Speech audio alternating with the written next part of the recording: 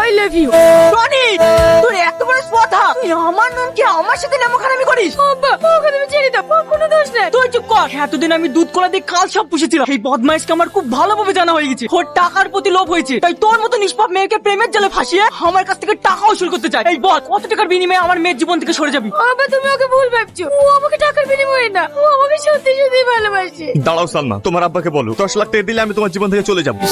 দেখলি সালমা, এই বেঈমানকে আমি হারে হারে চিনে গেছি। তোকে আমি 10 লাখ টাকা দেবো। তোকে আমি এত ভালোবেসে এত বিশ্বাস করে আমার জীবনের সবকিছু উৎসর্গ করে দিয়েছি, আর সেই তুই সামান্য কিছু টাকার লোভে আমার ভালোবাসা বিক্রি করে দিলি।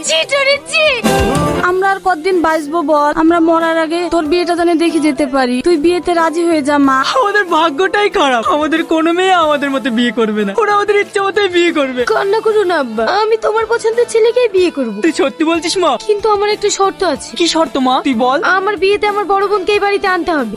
না না, এটা কখনোই সম্ভব না। কেন সম্ভব না? ও তো তোমারই মেয়ে, ভুল নয় করেই ফেলেছে, তাই বলে ওর ক্ষমা হবে না? ওগো তুমি আর অমত করো না, বুড়ি ঠিকই বলছে, ও তো আমাদেরই মেয়ে। ঠিক আছে তাই হবে। আমার একটা ভালো ছেলে দেখা আছে, তোর আমি 1 সপ্তাহের মধ্যে বিয়ে দেবো। তুই তোর বোন আর জামাইবাবুকে নেমন্তন্ন করে আসিস।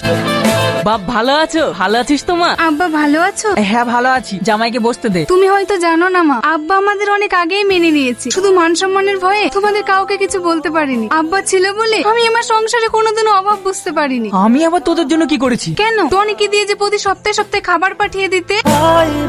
আমি তো অনেক হাত দিয়ে খাবার পাঠিয়েছি। দেখ মা, তোর হয়তো কোথাও ভুল হচ্ছে। তুমি আর কত লোকাবে বলো? আজ আমি তোমার জন্যই বেঁচে আছি। তুমি যদি টনি হাত দিয়ে 10 লাখ টাকা না পাঠাতে, তাহলে হয়তো আজ আমি আর বেঁচে থাকতাম না।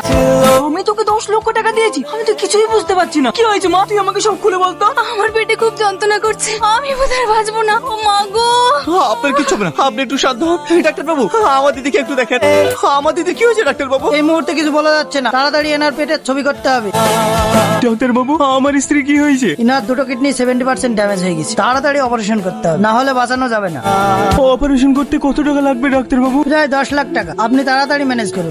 আমি আর মনে হয় তোমাকে বাঁচাতে পারবো না গো। তারপরও 10 লাখ টাকা নিয়ে আসি, আর টাকাটা দেওয়ার সময় জানায় ওই টাকাটা নাকি তুমি দিয়েছো। হ্যাঁ, টাকাটা আমি দিয়েছি, তবে ওই টাকাটাই হতভাগের ভালোবাসার বিক্রির টাকা ছিল। তুমি কি বলছো আব্বা?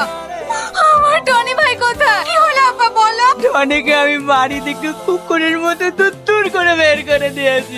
আমি নিজের মেয়েকে যতটা না ভালোবাসতে পেরেছি, ও তার চেয়েও তোকে বেশি ভালোবেসে তোর কোনোদিন অভাব বুঝতে দেয়নি।